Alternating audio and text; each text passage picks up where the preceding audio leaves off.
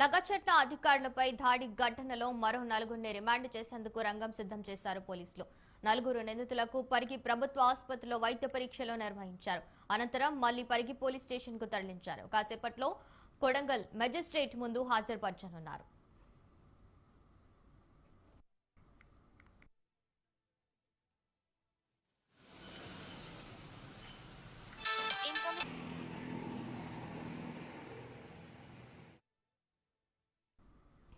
AP అసెంబ్లీలో